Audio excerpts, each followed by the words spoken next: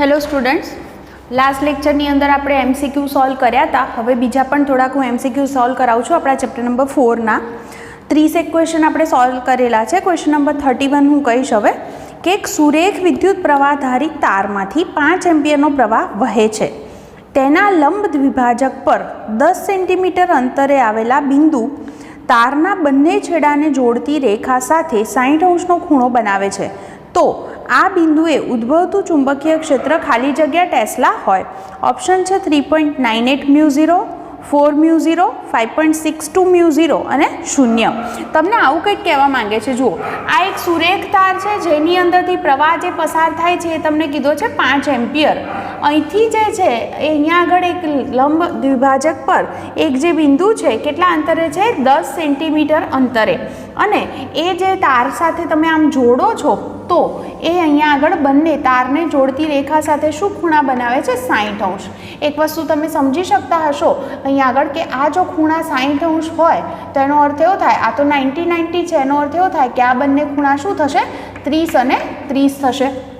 તો તમને એવું કહેવા માંગે છે કે ત્યાં આગળ આ જે પી બિંદુ મેં લખ્યું છે ત્યાં ચુંબકીય ક્ષેત્ર કેટલું મળે. તમને યાદ હશે કે આ જે તાર થયો એ પરિમિત લંબાઈનો તાર થયો.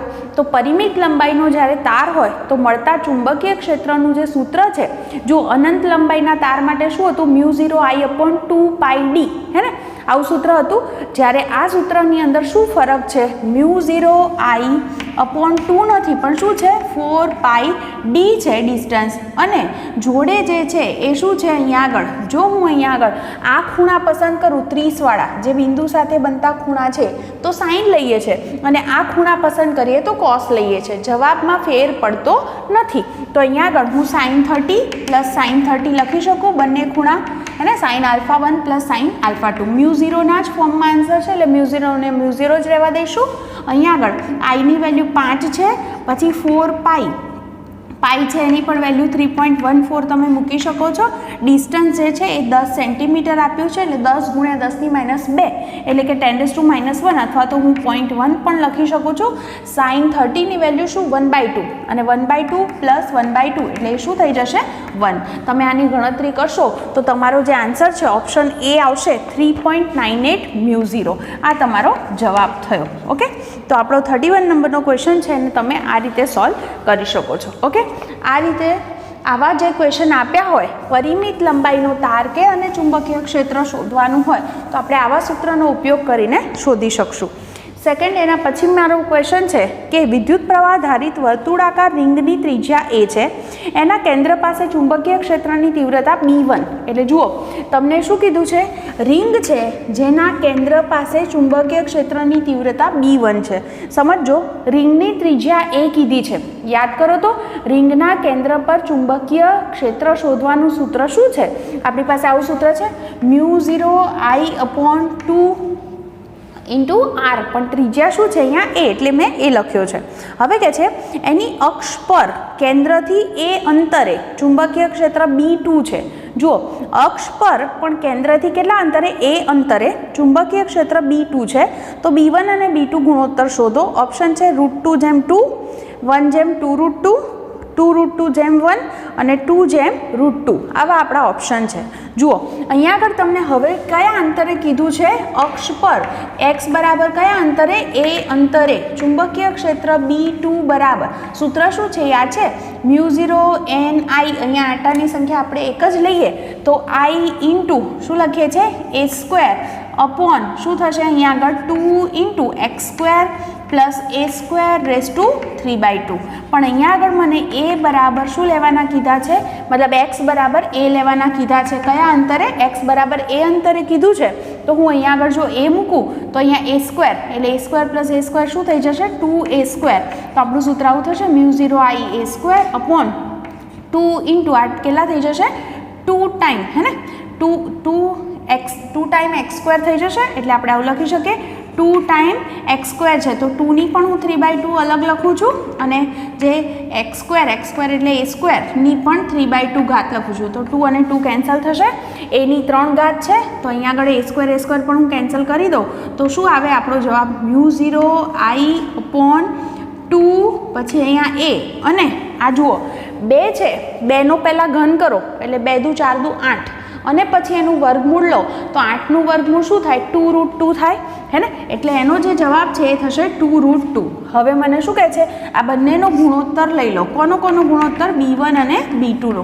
તો b1 અને b2 નો ગુણોત્તર લો. b1 નું સૂત્ર શું છે μ0i/2a અને b2 બરાબર મને શું મળ્યા છે μ0i/2 એટલે μ0i છેદમાં જશે અને 2a અને 2√2 ઉપર જશે એટલે આપણો જે જવાબ છે એ ગુણોત્તરનો જવાબ શું આવશે 2√2/1. ઓકે તો આ રીતે x બરાબર a અંતરે જ શોધવાનું કીધું હતું એટલે સૂત્રની અંદર મૂકી દીધું. સૂત્ર આવડતું હોય તો તમારો જે જવાબ છે એ ઇઝીલી મળી જશે.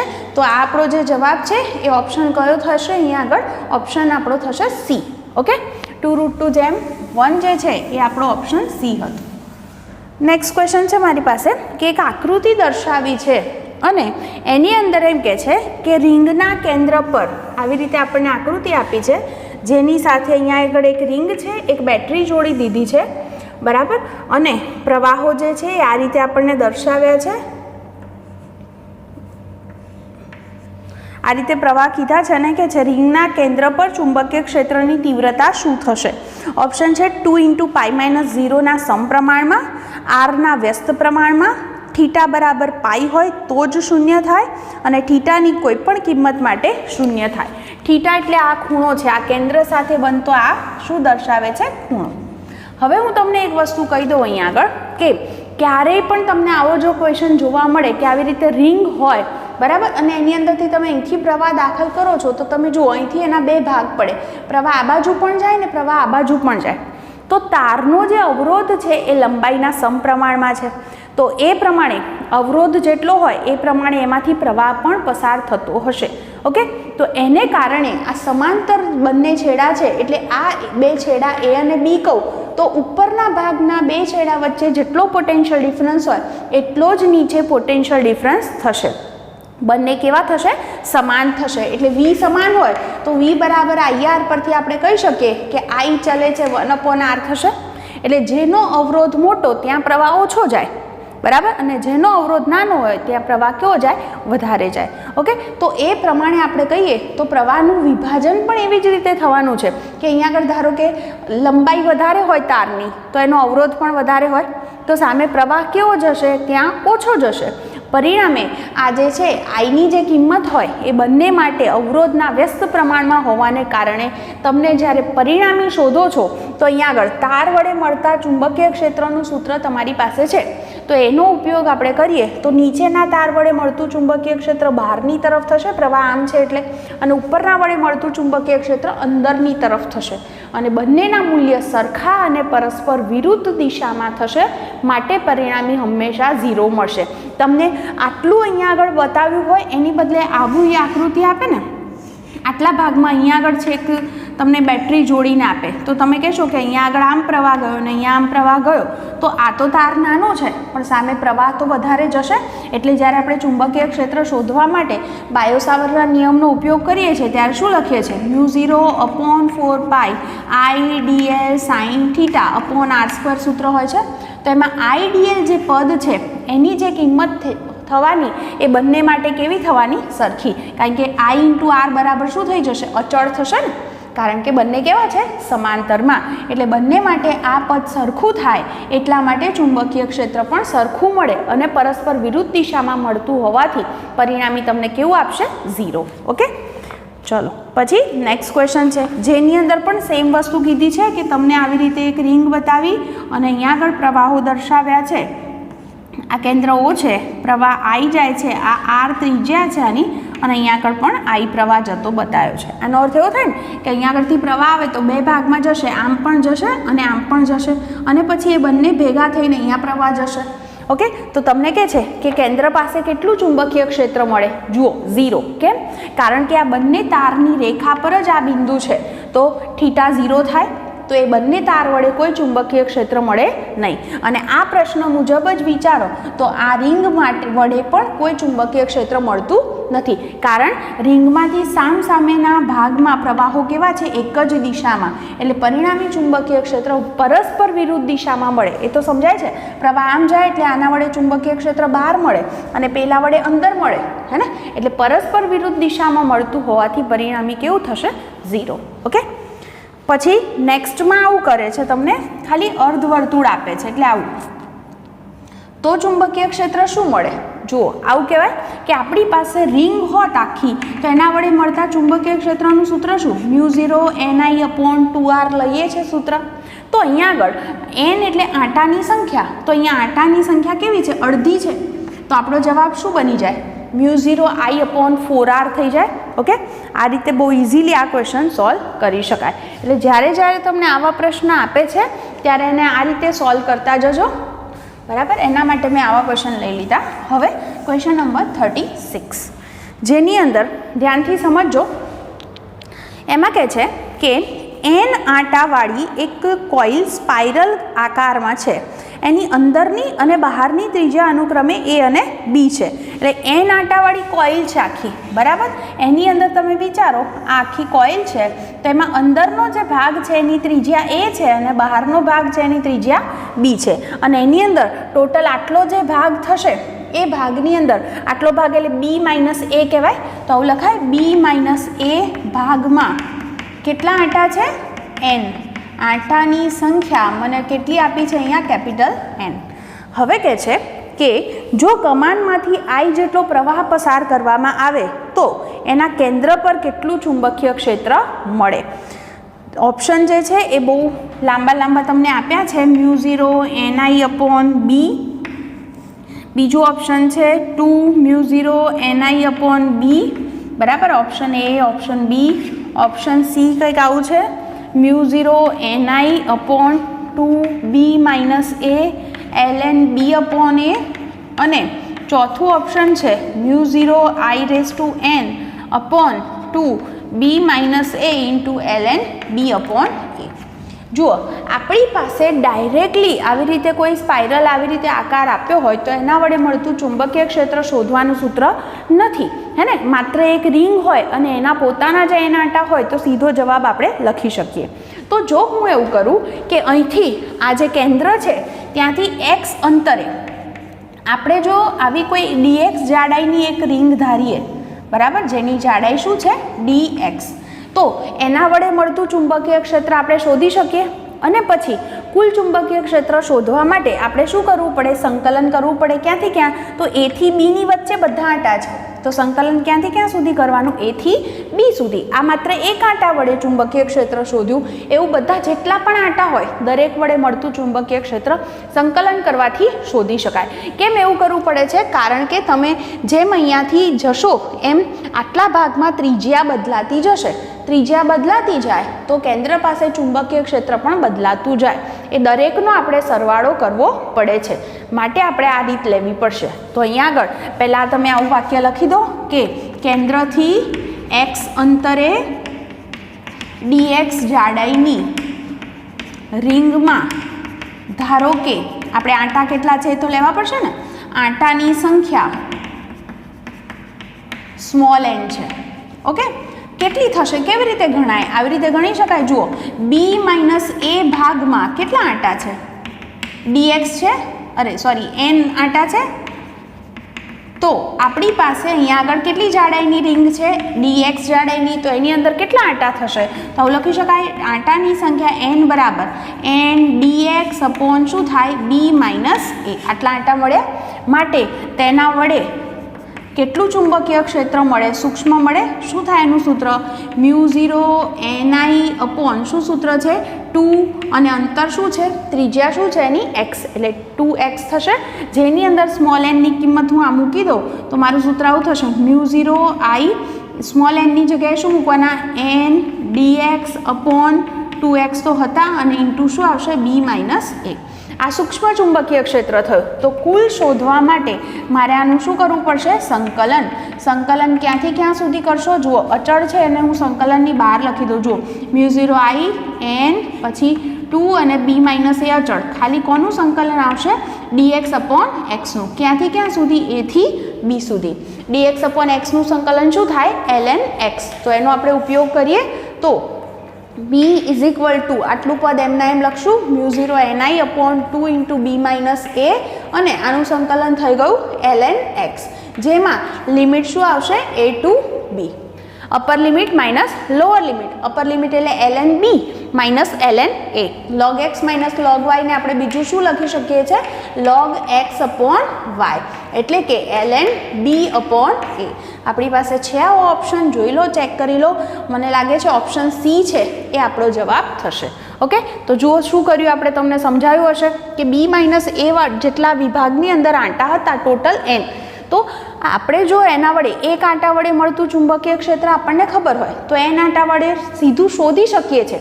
પણ પ્રશ્ન એ થાય છે કે અહીંયા ત્રિજ્યા બદલાયા કરે છે, તો ત્રિજ્યા બદલાશે તો એને લીધે આપણે સીધું એ સૂત્ર એપ્લાય કરી શકતા નથી. તો આવા એક આંટા વડે મળતું ચુંબકીય ક્ષેત્ર શોધ્યું અને કુલ શોધવા માટે પછી એનું સંકલન લીધું છે. ઓકે, તો આ રીતે તમે આખો ક્વેશ્ચન દેખાય છે તમને, એને લખી લેજો તો વધારે તમને ક્લિયર થતું જશે. નેક્સ્ટ ક્વેશ્ચન પર જઈએ. ક્વેશ્ચન 37, જેમાં મને એમ કહે છે કે ગૂંચળાની ડાયપોલ મોમેન્ટ. ડાયપોલ મોમેન્ટ એટલે તમે જાણો છો ચુંબકીય ડાયપોલ મોમેન્ટ એટલે હું એમ લખી શકું 2i plus 3j plus 4k છે. જો ગૂંચળાને 5k કેરેટ ટેસ્લાવાળા સમાન ચુંબકીય ક્ષેત્રમાં લટકાવવામાં આવે, એટલે કેટલું છે ચુંબકીય ક્ષેત્ર? 5k caret. તો લાગતું ટોર્ક શોધો. ઓપ્શન છે √125, √225, √325 અને √425. ટોર્ક શોધવું છે. તમે જાણો છો ટાઉ ઇઝ ઇક્વલ ટુ શું સૂત્ર છે? m ક્રોસ b, એટલે ક્રોસ ગુણાકાર કરવાનો છે. તમે જાણો છો k ક્રોસ k 0 થાય, હે ને? એટલે ખાલી આનો આની સાથે અને આનો આની સાથે જ ગુણાકાર થશે. એટલે હું ગુણાકાર કરું તો 5 ગુણ્યા 2 શું થઈ જાય? 10.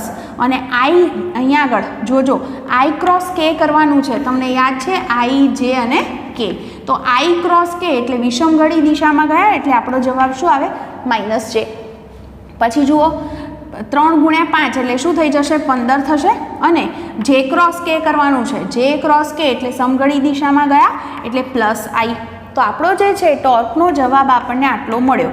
આનું મૂલ્ય જોઈતું હોય તો શું કરશું? વર્ગમૂળમાં -10નો વર્ગ વત્તા 15નો વર્ગ. 10નો વર્ગ થાય 100 અને 15નો વર્ગ શું થાય? 225. એટલે આપણો જવાબ શું થશે? √325 ન્યૂટન મીટર. ઓકે, તો આ રીતે જવાબ શોધી શકાય. Next question 38. તમને એની અંદર શું કીધું છે જુઓ. એમાં એમ કે છે હવે કે સમાન ચુંબકીય ક્ષેત્રમાં લંબરૂપે એક સરખા વેગથી પ્રોટોન અને આલ્ફા કણ દાખલ કરવામાં આવે છે. એટલે જુઓ કઈ કઈ રાશિ સમાન છે? ચુંબકીય ક્ષેત્ર પણ સમાન અને વેગ પણ સમાન. લંબ દાખલ કર્યા છે, યાદ રાખજો. કોણ છે? પ્રોટોન અને આલ્ફા કણ. જો પ્રોટોન 25 માઇક્રોસેકન્ડમાં 5 ભ્રમણ પૂરા કરતો હોય તો આલ્ફા કણનો આવર્તકાળ કેટલો હશે? આપણને આવર્તકાળ શોધવાનો કીધો છે. ઓપ્શન છે 50 માઇક્રોસેકન્ડ, 25 માઇક્રોસેકન્ડ, 10 માઇક્રોસેકન્ડ અને 5 માઇક્રોસેકન્ડ. જુઓ તમે અહીંયા આગળ પહેલું વિચારો, લંબ રૂપે દાખલ કરો છો એટલે આટલું તો ખબર છે કે mv²/r બરાબર, એટલે કેન્દ્રગામી બળ કોણ પૂરું પાડશે? તો ચુંબકીય બળ. ઓકે, આ એક વસ્તુ તમને અહીંયા આગળ ખબર છે. હું અહીંયાથી v અને v ને કેન્સલ કરી શકું છું. તો પરિણામી મારો જવાબ શું થશે?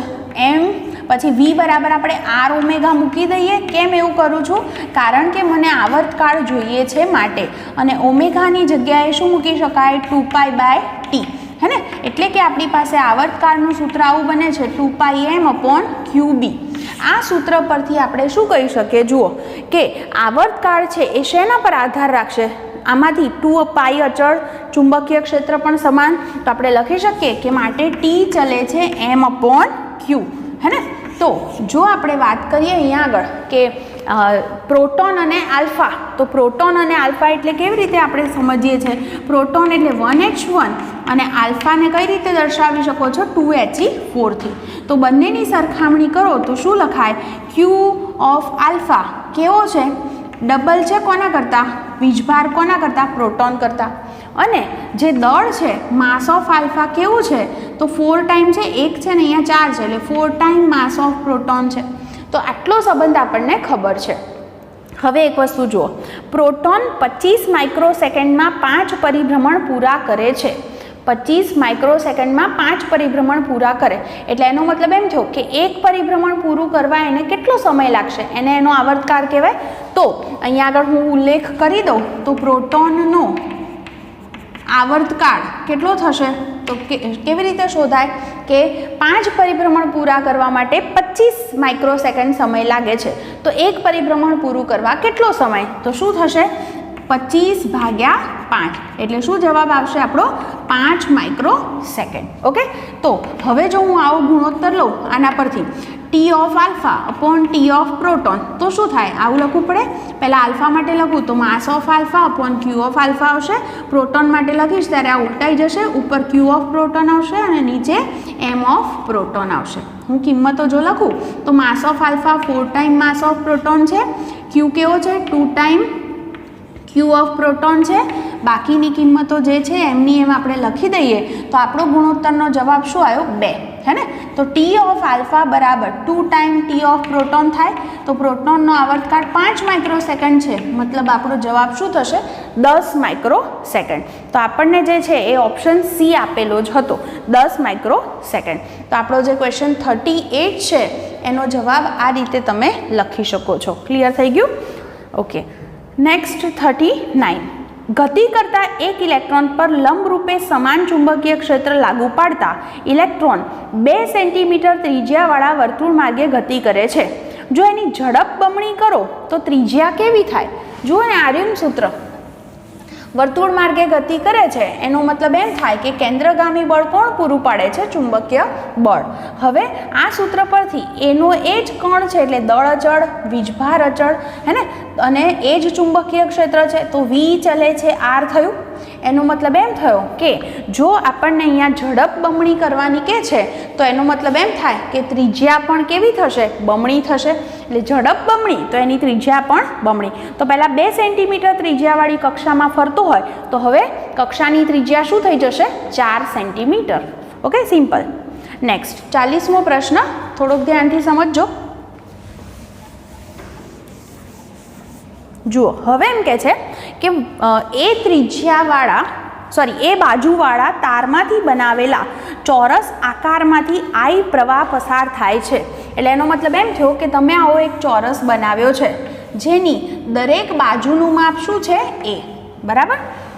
હવે એમ કે છે આઈ જેટલો પ્રવાહ પસાર થાય છે, એટલે હું એમ કહું કે અહીંથી પ્રવાહ જો જતો હોય આઈ, તો એ પ્રવાહ અહીંથી પણ આમ જશે, અહીંથી આમ જશે અને અહીંથી આમ જશે, આમ ચક્કર થયું. તો હવે એમ કે છે કે ચોરસના કેન્દ્ર પર ચુંબકીય ક્ષેત્ર શોધો. અહીં ચુંબકીય ક્ષેત્ર શોધવાનું છે.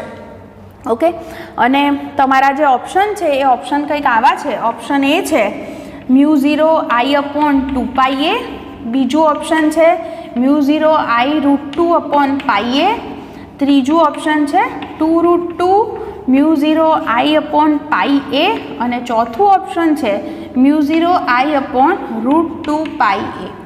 પહેલું તો સહેજ વિચારો અહીંયા આગળ કે જો આ તારમાંથી પ્રવાહ આમ જતો હોય તો ચુંબકીય ક્ષેત્ર કેન્દ્ર પાસે કઈ દિશામાં મળે? અંદર તરફ મળે. જમણા હાથનો નિયમ, અંગૂઠો પ્રવાહની દિશામાં, આંગળીઓ સ્થાન સદિશ બતાવે એટલે હથેળી અંદર છે એટલે ચુંબકીય ક્ષેત્ર અંદર મળે. આ નીચેવાળા તારને લીધે, આ તારને લીધે પણ પ્રવાહ આમ જાય છે એટલે ચુંબકીય ક્ષેત્ર અંદર મળશે. આ તારને લીધે પણ શું થવાનું? અંદર મળશે. અને ઉપરવાળા તારને લીધે પણ અંદર મળશે. એનો અર્થ એવો થાય કે ચારેય તાર વડે જે ચુંબકીય ક્ષેત્ર મળે છે એ અંદરની દિશામાં છે. એનો અર્થ, અને સરખા જ તાર છે તો મળતું જે કુલ ચુંબકીય ક્ષેત્ર છે એ મારે એવું કહેવું પડે 4 ગણું થાય. કોના કરતાં? એક તાર વડે મળતા ચુંબકીય ક્ષેત્ર કરતાં. તો એક તાર વડે મળતા ચુંબકીય ક્ષેત્રનું સૂત્ર શું? μ0I/ યાદ કરો 4πd × sin α1 + sin α2. આવું આપણી પાસે સૂત્ર છે. તો અહીંયા આગળથી એક વસ્તુ જુઓ, મને એક તો એ નથી ખબર કે કેન્દ્રથી એનું ડિસ્ટન્સ શું છે એ નક્કી કરવું પડશે અને α1 અને α2 નક્કી કરવા પડશે. તો આના માટે હું અહીંયા આગળ કહું તો આપણે જાણીએ છીએ કે આ એના વિકર્ણ છે અને આ કેન્દ્ર થશે. હું આ તાર ABની વાત કરું છું હાલ. તો જો હું અહીંયાથી આમ લંબ દોરું તો આ લંબ દોર્યો આપણે, હે ને, તો શું થાય, અહીંથી આના બે સરખા ભાગ થાય એટલે આટલું જે અંતર છે એ શું થાય, a/2. અને તમે જાણો છો કે ચોરસ છે તો કેન્દ્ર આગળ 90 ખૂણો છે ને વચ્ચેથી તમે લંબ દોર્યો છે એટલે આ પણ 45 થાય ને આ પણ 45 થાય. એટલે આપણો પ્રશ્ન એ તો સોલ્વ થઈ ગયો કે α1 અને α2 ની વેલ્યુ 45 થશે. બરાબર. બીજું આ ખૂણો 90 છે એટલે આ પણ 45 છે ને આ પણ 45 છે એટલે α1 અને α2 તો 45 થશે એ નક્કી થઈ ગયું. હવે વાત આવે છે ડી એટલે કયું અંતર, O થી, આનું નામ હું n આપું તો O થી n સુધીનું અંતર શું થાય, ડી જેટલું થાય. એ કેટલું થાય, કઈ રીતે શોધાય, તો જુઓ આ જો ખૂણો 45 ડિગ્રી છે બરાબર, તો અહીંયા આગળ જો હું tan 45 સૂત્ર લઉં તો tan 45 એટલે શું થાય, સામેની બાજુ ભાગ્યા પાસેની બાજુ થાય. તો અહીંયા આગળ હું લખું કે tan 45 બરાબર સામેની બાજુ એટલે an અપોન પાસેની બાજુ એટલે ON. તો ON મારે શોધવો છે તો ON એટલે કે D બરાબર AN, A થી N સુધીનું અંતર શું છે, a/2 અને tan 45 ની કિંમત શું, 1. એટલે આ કિંમત શું થઈ ગઈ, a/2 થઈ ગઈ. હવે હું આ બધી કિંમત અહીંયા આગળ જાણું છું તો મૂકી શકું. તો જુઓ 4 અને 4 તો ઓલરેડી કેન્સલ જ થવાના છે. વચ્ચે શું, μ0I/π d, ડિસ્ટન્સ શું મળ્યું આપણને, a/2 અને અહીંયા આગળ શું આવશે, sin 45 પ્લસ sin 45. sin 45 ની કિંમત શું, 1/√2. તો 1/√2 પ્લસ 1/√2 એટલે કેટલા થાય, 2/√2. તો આનો જવાબ 2/√2 થયો. આ 2 ઉપર જશે બરાબર એટલે 2μ0I/π a અને આનો જવાબ શું આવ્યો, 2/√2. તો આપણો જે જવાબ છે એ જવાબ શું થઈ જશે અહીંયા આગળથી, જો √2 હું એક √2 કેન્સલ કરું તો અહીંયા એક √2 વધે ને એટલે શું જવાબ થાય, 2√2 μ0I/π a. એવો આપણો ઓપ્શન કયો છે અહીંયા, સી. તો આપણો જવાબ શું આવવો જોઈએ અહીંયા, સી. ખ્યાલ આવ્યો, એક √2 આપણે કેન્સલ કર્યા. તો આ પ્રકારના પ્રશ્ન હોય તો એને તમે સહેજ આ રીતે સોલ્વ કરજો. ઓકે, તો ક્લિયર થઈ જાય છે તમને આ બધી વસ્તુ હું જે બોલું છું એ. તો આ રીતે તમારે એને લખી લેવાનો છે. હવે ક્વેશ્ચન નંબર છે મારી પાસે 41.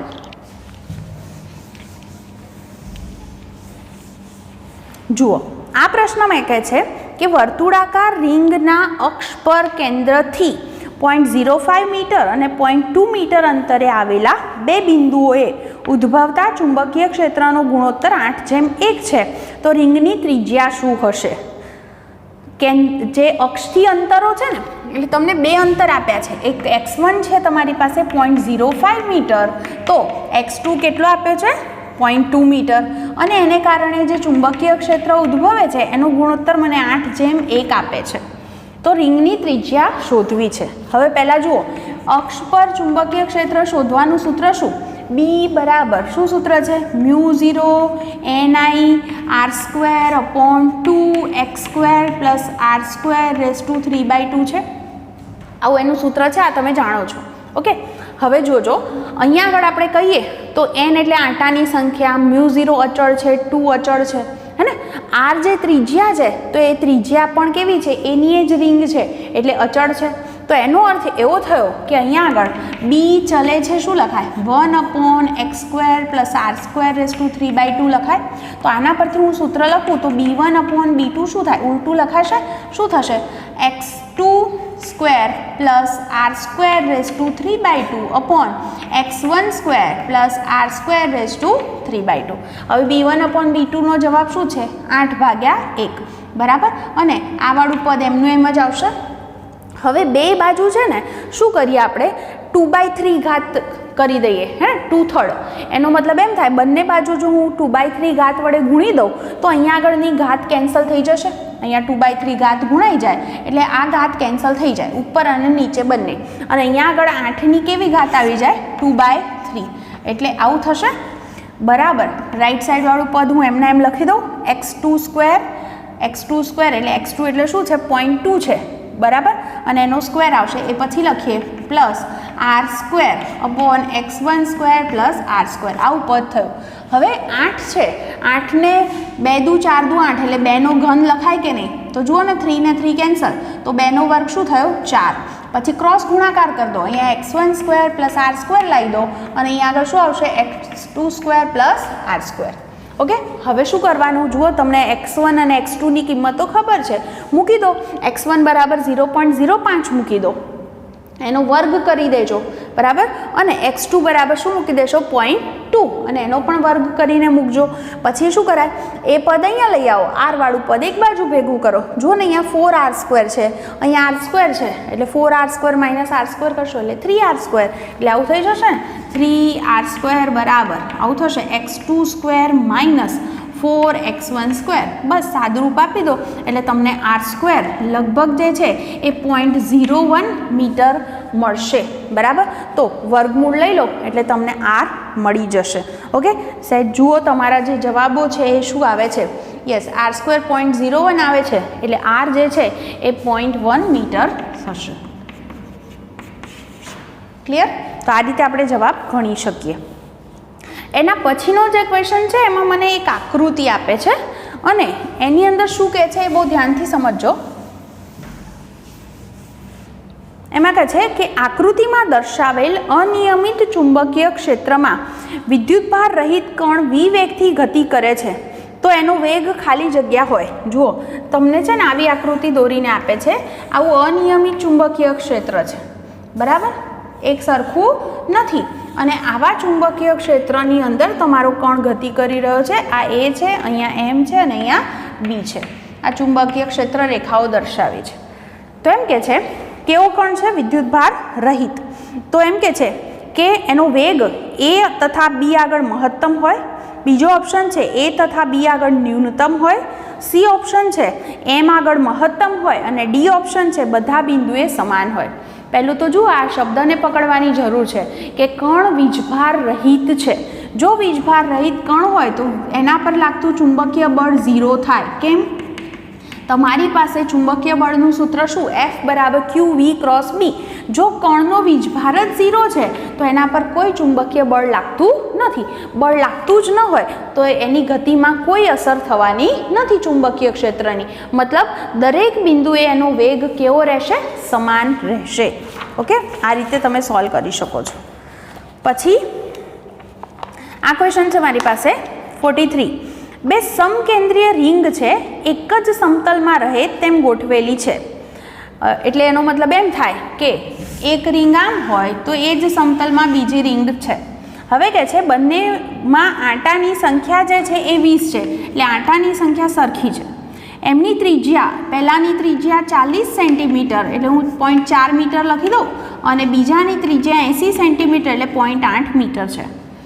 તેમાંથી અનુક્રમે પ્રવાહો, એટલે પહેલી રિંગમાંથી પ્રવાહ જાય છે 0.4 એમ્પિયર તો બીજી રિંગમાંથી પ્રવાહ જાય છે એ છે 0.6 એમ્પિયર. પરસ્પર વિરુદ્ધ દિશામાં કીધું છે. પરસ્પર વિરુદ્ધ દિશામાં એટલે એકમાંથી આમ પ્રવાહ જાય તો બીજામાંથી આમ જાય. તો એમ કે છે કે તો કેન્દ્ર પાસે ચુંબકીય ક્ષેત્ર કેટલું મળે. તમારા ઓપ્શન છે 4μ0, 2μ0, 5/2μ0 અને 5/4μ0. પહેલું તો તમે અહીંયા વિચારી શકો છો કે પહેલી રિંગ જે છે એમાંથી પ્રવાહ આમ જતો હોય, હે ને, તો એને લીધે જે ચુંબકીય ક્ષેત્ર મળશે, અહીંયા આગળ પ્રવાહ જે છે એ પ્રવાહ તમે રિંગ પ્રમાણે વિચારો તો તમારી આંગળીઓનો ઉપયોગ કરી શકો છો કે પ્રવાહની દિશાની અંદર તમે તમારી આંગળીઓને ગોઠવો તો પરિણામી જે છે એ ચુંબકીય ક્ષેત્રની તમને દિશા મળી શકે, હે ને. તો તમે એક વસ્તુ નોંધ કરી શકો છો કે અહીંયા પ્રવાહો વિરુદ્ધ દિશામાં છે, મતલબ ચુંબકીય ક્ષેત્ર પણ પરસ્પર વિરુદ્ધ દિશામાં મળશે. એટલે પરિણામી શોધવા માટે મારે બંનેની બાદબાકી કરવી પડે. હવે યાદ કરો, રિંગ વડે મળતા ચુંબકીય ક્ષેત્રનું સૂત્ર શું, μ0ni/2r. એનો મતલબ ચુંબકીય ક્ષેત્ર ત્રિજ્યાના વ્યસ્ત પ્રમાણમાં છે. જેની ત્રિજ્યા મોટી એનું ચુંબકીય ક્ષેત્ર નાનું. તો બીજાની ત્રિજ્યા મોટી છે એટલે એનું ચુંબકીય ક્ષેત્ર નાનું છે, એટલે પરિણામી શોધવા મારે B1 - B2 કરવું પડે, મોટામાંથી નાનું બાદ કરવું પડે. એટલે નાની ત્રિજ્યા એમ ચુંબકીય ક્ષેત્ર વધારે. તો ચુંબકીય ક્ષેત્ર શોધવાનું સૂત્ર શું, μ0ni/ શું છે સૂત્ર 2r, હે ને. તો પહેલા માટે શું થશે સૂત્ર, μ0ni1/2r1 અને બીજા માટે શું થશે, μ0ni2/2r2. સિમ્પલ છે, μ0 ને μ0 જ રહેવા દેજો. n 20 છે, r1 r2 બધી કિંમતો આપેલી છે તો પરિણામી ચુંબકીય ક્ષેત્ર તમને મળી જશે. તમારો જે આન્સર છે એ કંઈક આવો આવશે, પહેલાં 10/4 એટલે 5/2μ0 જેવો જવાબ આવશે, ઓપ્શન સી. ક્લિયર? તો આ રીતે તમે એને પણ સોલ્વ કરી શકો છો. મેં તમને અહીંયા હિન્ટ આપી દીધી. નેક્સ્ટ મારે વાત કરવી છે ક્વેશ્ચન માટે, અને એની અંદર મને કહે છે કે સમાન ચુંબકીય ક્ષેત્ર બીને લંબરૂપે પ્રોટોન, ડ્યુટેરોન, આયન અને આલ્ફા પાર્ટિકલ સમાન ગતિ ઉર્જા સાથે વર્તુળાકાર માર્ગ પર ગતિ કરે છે. અનુક્રમે એમના ગતિપથની ત્રિજ્યા આરપી, આરડી અને આર આલ્ફા હોય તો એમની વચ્ચેનો સંબંધ શું હશે? એટલે કોની ત્રિજ્યા મોટી, કોની નાની, આ બધું વસ્તુ શોધવાની કીધી છે. આવો ક્વેશ્ચન આપે ત્યારે હંમેશા પહેલું જુઓ કઈ રાશિ સમાન છે. ચુંબકીય ક્ષેત્ર સમાન છે, બરાબર, અને ગતિ ઉર્જા પણ કેવી કીધી છે? સમાન. આ બંને રાશિ તમને સમાન આપી છે અને ગતિપથની ત્રિજ્યાનો સંબંધ પૂછ્યો છે.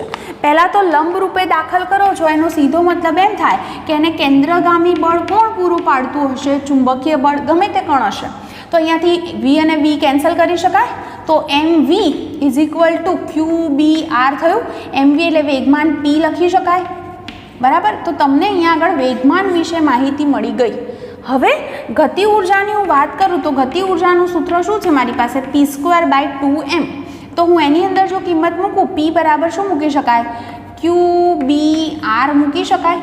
તો આ સૂત્રની પરથી આપણે જો વિચારીએ તો ત્રિજ્યાનો સંબંધ મારે શોધવો છે. તો હું r² સૂત્રનો કરતા કરું તો 2mk/q²b² થાય. આ મેં કોમન બધા કણ માટે લખ્યું.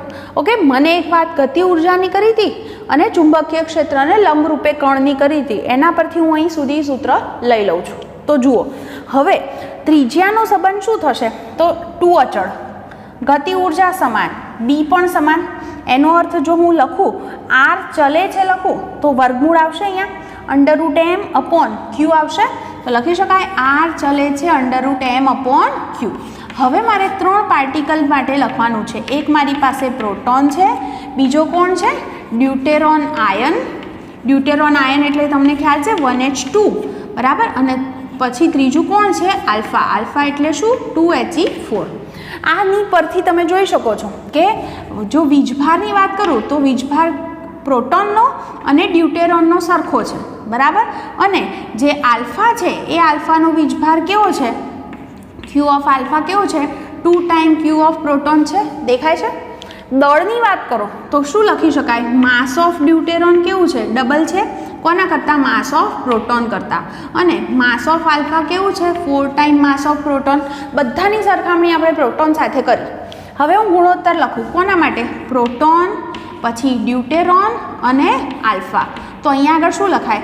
√ પહેલાં પ્રોટોન માટે માસ of proton /Q of proton. પછી એવી જ રીતે ડ્યુટેરોન માટે લખવાનું તો √ માસ ઓફ ડ્યુટેરોન /ક્યુ ઓફ ડ્યુટેરોન. ત્રીજું √ માસ ઓફ આલ્ફા શું આવશે? ક્યુ ઓફ આલ્ફા. હવે જે કિંમતો છે એ મૂકી દઈએ. જુઓ, પ્રોટોનને પ્રોટોનના જ ફોર્મમાં રહેવા દઈએ, બાકી બધું પ્રોટોનના ફોર્મમાં લખીએ. માસ ઓફ ડ્યુટેરોન કેવું છે? 2 ટાઈમ માસ ઓફ પ્રોટોન છે. જુઓ, આ કીધું મેં ત્યારે, હે ને? તો શું લખશું અહીંયા આગળ? √ 2 ટાઈમ માસ ઓફ પ્રોટોન. અને ક્યુ ઓફ ડ્યુટેરોન કેવો છે? ક્યુ ઓફ પ્રોટોન જેટલો જ. પછી માસ ઓફ આલ્ફા કેવું છે? 4 ટાઈમ. વર્ગમૂળમાં છે તો વર્ગમૂળમાં જ લખવાનું. 4 ટાઈમ માસ ઓફ પ્રોટોન. અને એનો વીજભાર કેવો છે? ડબલ છે. 2 ટાઈમ ક્યુ ઓફ પ્રોટોન. જુઓ ને શું કેન્સલ થશે? બધામાંથી ક્યુ ઓફ પ્રોટોન કેન્સલ, પછી માસ ઓફ પ્રોટોન પણ કેન્સલ. વધ્યું શું? જુઓ, અહીંયા વધ્યું 1, અહીંયા √2 અને અહીંયા આગળ 4નું વર્ગમૂળ 2, 2 અને 2 કેન્સલ એટલે 1. તો આનો મતલબ કોનો જવાબ સરખો થયો? પહેલાંનો અને છેલ્લાનો. પહેલું અને છેલ્લું એટલે પ્રોટોન અને આલ્ફા. તો લખી શકાય કે રેડિયસ ઓફ પ્રોટોન અને રેડિયસ ઓફ આલ્ફા સરખી છે, બરાબર. અને આ √2 એટલે 1 કરતાં તો મોટા થયા. તો જે ડ્યુટેરોન છે એની ત્રિજ્યા મોટી છે, તો એવું લખાય આ બંને નાના છે. કોના કરતાં? ડ્યુટેરોનની ત્રિજ્યા કરતાં. તો તમારો ઓપ્શન આવો બને. ઓકે, તો આજે MCQ જે કરાવ્યા છે તમને આઈ હોપ હેલ્પફુલ થશે આગળ જતાં, બરાબર. તો સહેજ એને પ્રેક્ટિસ આવા ક્વેશ્ચનની કરતા રહેજો. હજી પણ મારે બીજા ક્વેશ્ચન સોલ્વ કરાવવા છે, ફરીથી એકાદ નેક્સ્ટ લેક્ચરની અંદર આપણે જોઈશું.